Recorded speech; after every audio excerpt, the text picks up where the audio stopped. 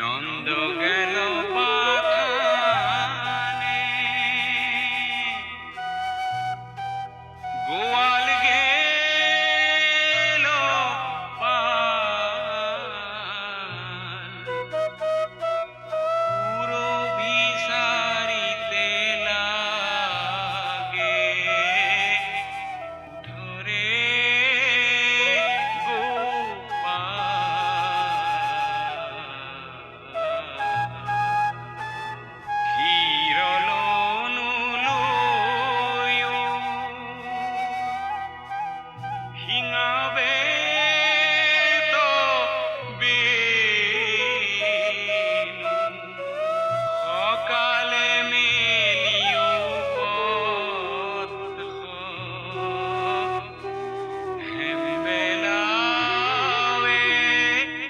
कोई हमारी इज्जत के साथ खेलने की कोशिश करता है तो उसका वही हश्र होता है जो अभी आपने यहां देखा।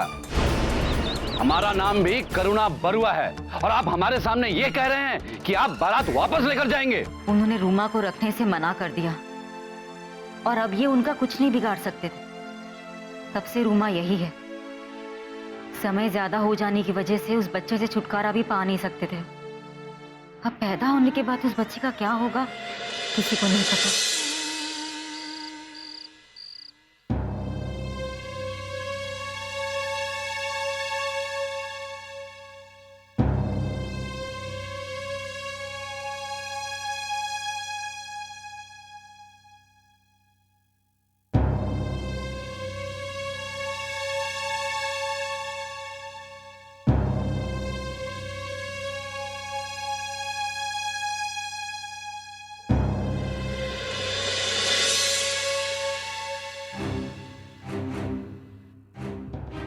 जाकर देखिए रूमा को। आप सुन रहे हैं? क्यों क्यों देखूं मैं? खुद को रस्सियों से आजाद करने की कोशिश करती रहती है। तो इसमें नई बात क्या है? जो रस्सियों से बंधा होगा वो अपने आप को आजाद करने की कोशिश तो करेगा ही। कैसे पत्थर दिल बाप हैं आप। अरे ससुराल वालों ने तो जुल्म की सारी हदें पार कर दी और यहां आप भी उस पर वही जुल्म कर रहे हैं। तुम अच्छी तरह जानती हो मैं तुम्हारी कोई बात सुनना नहीं चाहता। हाँ तो मत सुनिए आप मेरी बात, लेकिन कम से कम उस मासूम को किसी अस्पताल में दाखिल तो करवा दीजिए। अगर ऐसा ही करना होता तो बहुत पहले ही कर दिया होता। उसे इसी घर में रहकर बच्चे को जन्म देना होगा। अगर वो बच्चा इस दुनिया में आ रहा है तो जीने के लिए नहीं, मरने के लिए। उस कलंक को हम नहीं पालेंगे, इसीलिए उसे दुनिया में आते ही मरना होगा। आज ये बात तुम अच्छी तरह गांठ बांध लो। जब तक रूमा का शरीर खाली नहीं होता वो यहां से कहीं नहीं जाएगी। अरे आप ये क्यों नहीं समझते हैं कि वो पागल है। बच्चे को जन्म देते वक्त वो खुद मर भी सकती है। वो जिंदा है भी कहां? जिंदा लाश ही तो है। और उसका क्या होना है ये तकदीर पे छोड़ो। और उसके बच्चे के बारे में मैंने सब कुछ सोच लिया है। मैंने जेतुआ दाई से बात कर ली है। मैंने उसे साफ साफ कह दिया है कि किसी भी हाल में बच्चा जिंदा पैदा नहीं होना चाहिए। और अगर जिंदा पैदा हो गया तो दूध की परात में न लाओ उसे। आप ये क्यों नहीं कहते हैं कि आपने जेतुआ दाई से बच्चे को दूध की परात में डुबोकर मार देने के लिए कहा है? हाँ हाँ यही कहा है। बदनामी का वो दाग जैसे भी हो मिटना चाहिए। दुनिया में आने से पहले ही उसे विदा करो। जब तक तुम उस बच्चे से छुटकारा नहीं पा लेती इस घर में कोई खुशी आ ही नहीं सकती। जरा सोचना इस बारे में। हमारी खुशियों के लिए ग्रहण बन गया वो बच्चा। हमारे मान सम्मान को डस लिया उसने और तुम उसे दुनिया में लाना चाहती हो। उस नाजायज बच्चे को ढोल बनाकर हम अपने गले में नहीं बांधेंगे। वो जिस तरह इस दुनिया में आ रहा है उसी तरह इस दुनिया से चला भी जाएगा। तुम खुद को इसके लिए अच्छी तरह से तैयार कर लो। अगर बच्चे को इस दुनिया से भेजने के बाद रूमा जिंदा बची तो मैं उसके इलाज के लिए जरूर सोचूंगा।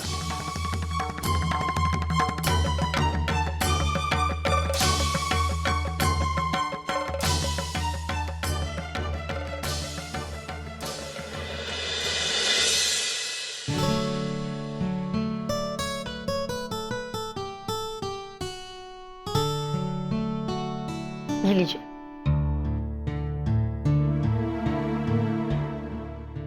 बीना आज घर में देर तक रही ना? हाँ, मुझसे तो काफी घुल मिल गई थी वो। बहुत समझदार भी है। इंसान को पहचानना और उसके जज्बातों को समझना खूब अच्छे से आता है उसे। बीना रूमा के बारे में कुछ पूछ रही थी क्या? हाँ, रूमा के ही बारे में तो जानना चाहती थी वो। क्या हुआ, कैसे हुआ, शादी कैसे हुई, शादी में क्या हुआ था। तो क्या, मैंने बता दिया। अरे तुम्हें बताने की क्या जरूरत थी? कुछ बहाना भी तो कर सकती हो। अरे क्या बहाना करती मैं? और रूमा की शादी का मामला किसी से छुपा तो नहीं है। अगर मैं झूठ भी बोल देती तो भी ये बात उनसे कब तक छुपी रहती? तो जरूरी है कि अपनी जबान से सब कुछ बता दो। अब हमारी बदनामी की बातें पूरे रिश्तेदारी में फैल जाएगी। अरे तुम्हें ये तो सोचना चाहिए कि वो रिश्तेदार है उस घर की। माना कि हमारे घर आती जाती रहती है, इसका मतलब ये नहीं है कि हर छोटी बड़ी इज्जत और बेइज्जत वाली बातें हम उसे बताते रहे। तुम्हें पता है वो 4 दिन के लिए गांव आई थी। अगर तुम नहीं बताती ना तो उसे पता नहीं चलता। अरे वो तो इस तरह बात कर रही थी जैसे उसे सब कुछ पता हो, इसीलिए तो मुझे बताना पड़ा। खैर, आगे से नहीं बताऊंगी। अब बाबूजी को भी पता चलेगा तो वो भी यही कहेंगे कि बीना को ये सब बताने की क्या जरूरत है। ठीक है, आप दूध तो पी लीजिए।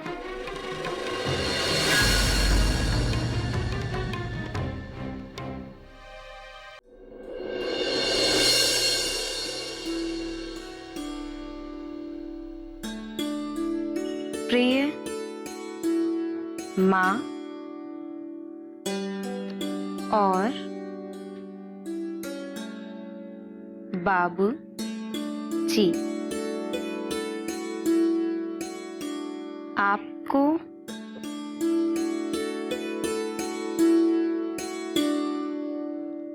बीना का चरण स्पर्श।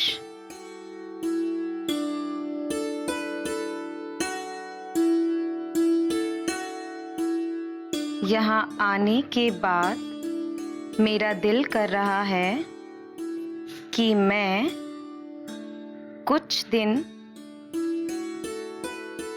और रुक जाऊं।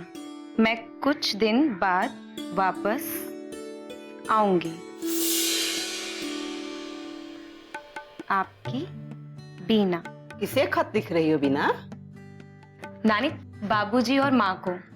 वो लोग वरना चिंता करेंगे कि मैं अभी तक आई क्यों नहीं। खत पहुंचने से पहले तुम ही वहां पहुंच जाओगी। नानी, बेरंग भेज रही हूँ, जल्दी पहुंच जाएगा। और अब मैं यहाँ कुछ दिन रुक कर जाऊंगी। ऐसा ही होता है। बच्चे जब नाना के घर आते हैं तो वहां उनका मन लग जाता है और वापस जाने का मन ही नहीं करता है। अरे कहीं ऐसा ना हो कि जब अगली बार यहाँ आने के लिए कहोगी तो सीता ये सोचकर मना कर दे कि अरे तुम्हारा तो नानी के घर में मन ही लग जाता है। नानी, दरअसल बात ये है कि वहां जो रूमा मौसी के साथ हो रहा है वो बहुत गलत हो रहा है। आप नहीं जानती ना, रूमा मौसी पेट से हैं और इसके बावजूद उन्हें वहां पर रस्सी से बांध कर रखा है। आप ये बात किसी को बताइएगा नहीं। मैं क्यों किसी को बताऊंगी? और तुम इस मामले में कर ही क्या सकती हो? ये तो रूमा के माँ बाप की मर्जी है, तुम इसमें कुछ नहीं कर सकती हो। यहाँ रहूंगी तो कुछ तो कर पाऊंगी। नानी, आप मुझे एक बात बताइए, रूमा मौसी का जब बच्चा होगा उसका क्या होगा? वो तो उस बच्चे को अपनाएंगे नहीं। जिसे अपना मानने से ही इनकार कर दिया है वो उसे क्या अपनाएंगे? तो फिर क्या होगा? भगवान जाने। पता नहीं उन लोगों ने उस बच्चे के बारे में क्या सोचा है। रूमा के बारे में सोचकर दुख तो हमें भी होता है, पर हमारा उस घर में आना जाना ही नहीं है, इसीलिए चाहते हुए भी हम कोई मदद नहीं कर सकते हैं। नानी, मैं तो ये सोच रही हूँ कि ये जो भी कुछ हो रहा है इसमें उस बेचारे बच्चे का क्या कसूर? बात तो ठीक है, लेकिन उस बच्चे के तकदीर में क्या लिखा है वो किसे पता है? तुम ये सब अपनी चिट्ठी में मत लिखना। नहीं नहीं नानी, मैं ये सब चिट्ठी में नहीं लिखूंगी। तुम्हारे छोटे नाना तो अपने ही अहंकार में हैं। उन्हें लगता है रूमा की वजह से उनके अहंकार को ठेस लगी है।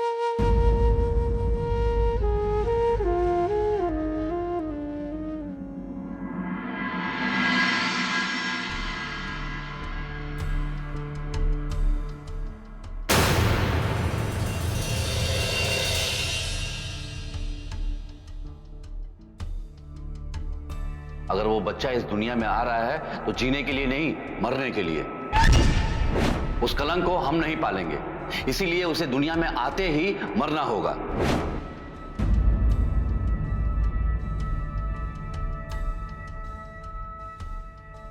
आज ये बात तुम अच्छी तरह गांठ बांध लो, जब तक रूमा का शरीर खाली नहीं होता वो यहां से कहीं नहीं जाएगी। उस नाजायज बच्चे को ढोल बनाकर हम अपने गले में नहीं बांधेंगे। वो जिस तरह इस दुनिया में आ रहा है उसी तरह इस दुनिया से चला भी जाएगा।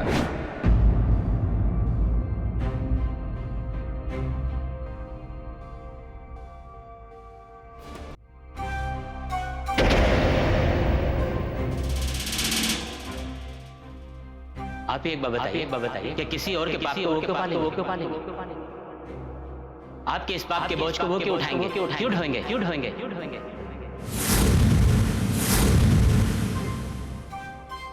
कि किसी और के पाप को वो क्यों पालेंगे? आपके इस पाप के बोझ को वो क्यों उठाएंगे? क्यों ढोएंगे? करुणा बरुआ,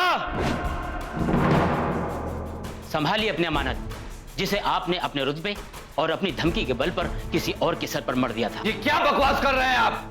ये बकवास नहीं है, ये वो सच्चाई है जिसे आपने गांव वालों को भड़काकर और ये कहा था कि शादी से पहले बारात वापस नहीं जाएगी।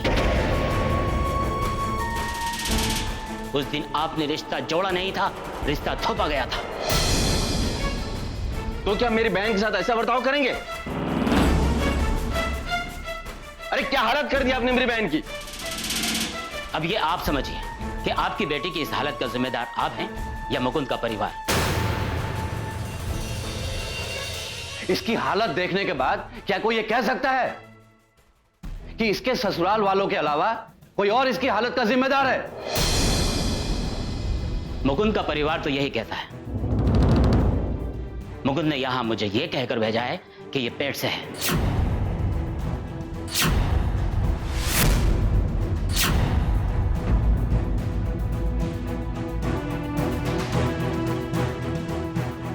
जिसे हमने दामाद बनाया था वो आपका मुकुंद, अरे वो इंसान है भी या नहीं? ये पेट से है और उन लोगों ने इसकी ये हालत कर दी। ये आप समझिए। मुकुंद ने तो मुझे यह कहकर भेजा है कि यह बच्चा उसका नहीं है।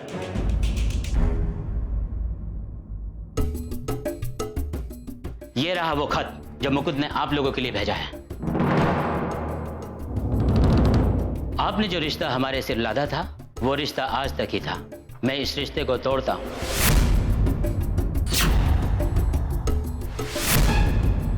और आपकी बेटी को आपके घर भेज रहा हूं। अब इसके बारे में आपको फैसला करना है कि आप इसका क्या करेंगे। ये पेट से है और मैं इससे मानने से इनकार करता हूं कि ये बच्चा मेरा है। ये बात कोई साबित नहीं कर सकता कि ये बच्चा मेरा है, क्योंकि पूरे गांव को, सबको ये पता है कि रोमा का रिश्ता किसी और के साथ भी था। आप अपनी बेटी को उसके पल्लू से बांधिए जो इस बच्चे का बाप है। धन्यवाद। मुकुंद खुद क्यों नहीं आया यहाँ पे? पिछली बार हमने दिखाया था कि रिश्ता जोड़ते कैसे, और आज हम दिखाएंगे कि रिश्ता तोड़ते कैसे है। मेरी बेटी पर यह इल्जाम लगाने का अंजाम अच्छा नहीं होगा सरपंच। शादी के बीच में मैं था और मुकुल ने मुझे यहां यह कहकर भेजा है कि यह बच्चा उसका नहीं है। आप ही एक बात बताइए कि किसी और के पाप को वो क्यों पालेंगे? आपके इस पाप के बोझ को वो क्यों उठाएंगे? क्यों ढोएंगे? बस, उनकी हिम्मत तो हुई नहीं यहां सामने आकर बात करने की। और आप उनकी तरफ से यहां बात करने आए हैं? अगर उसने ये कहा होता ना तो ये बात की चिंता छोड़कर कि मेरी बेटी विधवा हो जाएगी, उसकी लाश यहां से जाती।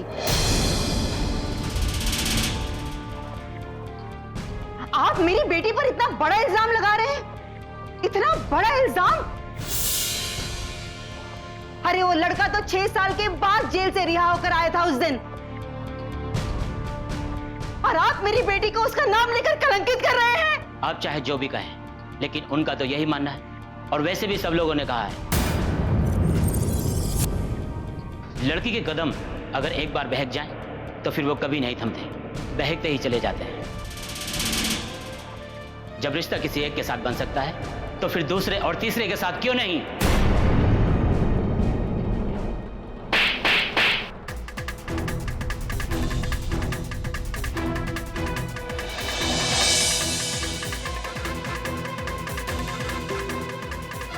मैं तुझे गोली मार दूंगा। क्या कर रहे हैं आप? और आप आज हमारे ऊपर कलंक लगाने आए हैं?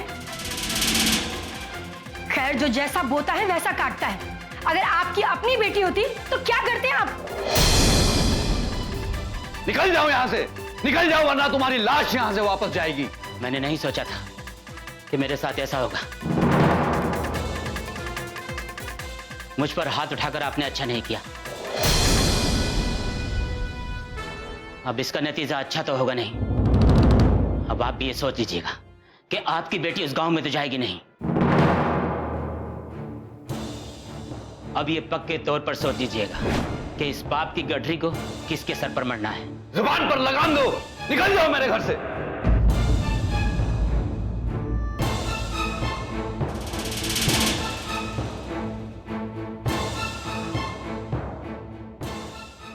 क्या हुआ जी?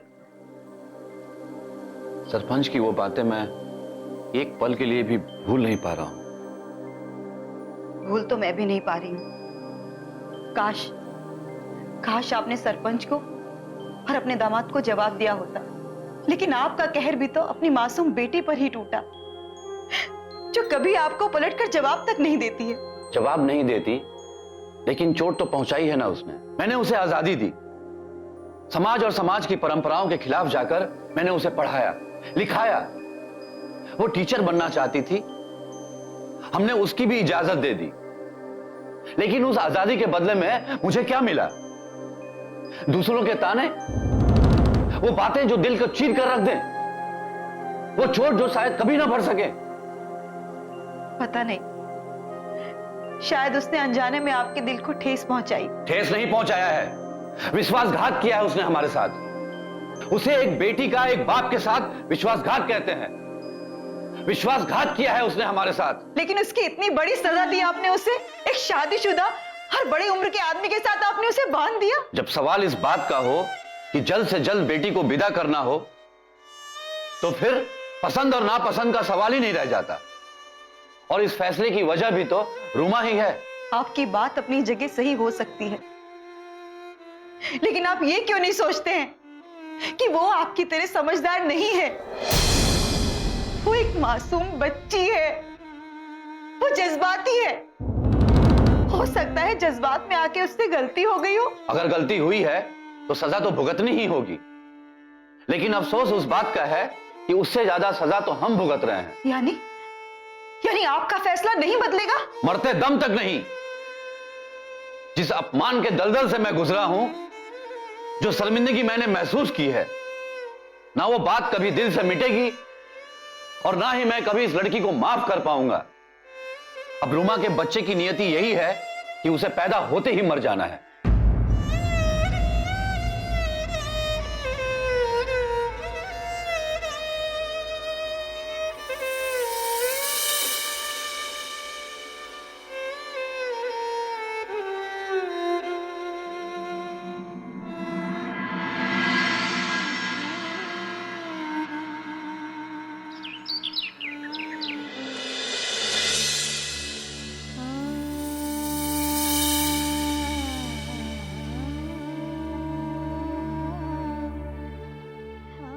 ये तुम्हारे लिए लाई हूं बेटी, ये तुम्हारे लिए ही है। आज मैं तुम्हें अपने हाथों से खिलाऊंगी। रोना, आराम से, ये तुम्हारे लिए ही है बेटी। ये कैसी सजा है? अब तो तुम ना कुछ सुनती हो ना कुछ समझती हो। जब बच्ची थी तो कम से कम सुनती तो थी, समझने की कोशिश तो करती थी। रोमा, रोमा,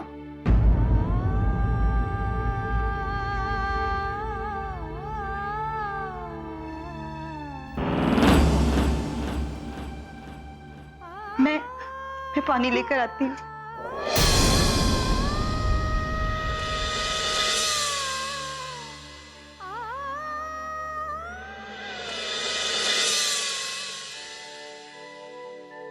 अरे बस रहने दो रहने दो। अदालत में जाकर काम करना होता है, झपकी थोड़े लेनी होती है। अरे बड़े मालिक, अभी आपने खाया ही क्या है? और सुबह का नाश्ता करके ना झपकियां नहीं आती हैं। बस बस, लेकिन फिर भी मैंने भर भर खा लिया, रहने। अब ये तू खाना फिर। गायत्री कहाँ है? गायत्री, अरे मेरा टिफिन तैयार हुआ? आई, ये लीजिए आपका टिफिन। वहाँ वक्त निकालकर टिफिन जरूर खा लीजिएगा। जल्दी जल्दी आपको टिफिन तैयार करके देती हूँ और आपको वहाँ खाना खाने की सूध ही नहीं रहती। अरे नहीं नहीं भाई, कल का सारा टिफिन वैसे ही वापस आ गया था, माँ जी ने भी देखा है। ठीक है, वो कल कहीं चला गया था इसलिए नहीं खा पाया। आज पक्का खा लूंगा याद करके। मामा जी, हाँ? आप कोर्ट जा रहे हैं ना? वहीं पे डाक खाना भी है ना? हाँ वही है। आप मेरी ये बेरंग चिट्ठी डाल देंगे? बेरंग क्यों? मैं इस पर डाक टिकट लगा के डाल दूंगा। नहीं नहीं मामा जी, इसे ऐसे ही डालिएगा। बेरंग है, जल्दी पहुंच जाएगी। और मैंने सुना है बेरंग चिट्ठियां बहुत जल्दी पहुंचती हैं। ऐसा क्यों? गायत्री, बीना शायद ये कहना चाहती है कि बेरंग चिट्ठी जिसे भेजते हैं वही छुड़ाता है दुगने पैसे देकर, और शायद इसलिए डाक वाले इस चिट्ठी को जल्दी पहुंचाते हैं। अरे हाँ, वहां पहुंचते पहुंचते डाक तो निकल चुकी होगी, लेकिन चलो फिर भी मैं डाल दूंगा, ठीक है? पर अचानक से तुम्हें ये चिट्ठी लिखने की जरूरत क्यों आ पड़ी? बस ऐसे ही सोचा, माँ बाबूजी चिंता कर रहे होंगे इसलिए एक चिट्ठी लिखकर भेज दूं। अच्छा ठीक है, मैं चलता हूं, देर हो रही है। मामा जी, चिट्ठी जरूर डाल दीजिएगा।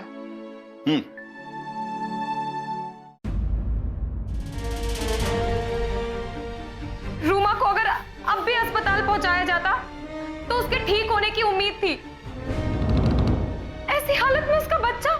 इंतजार और कोई नहीं है, इंतजार सिर्फ इसकी और इसके बच्चे की मौत का है। क्या? कि इस बच्चे को इस दुनिया में आने से मत रोकिए। बदनामी और जग हंसाई से तुम्हारा मन नहीं भरा, जो उस कलंक को दुनिया में लाकर उसको सर माथे पे बैठाना चाहती हो। मैं सिर्फ इतना जानती हूँ कि वो किसी का गुनहगार नहीं है,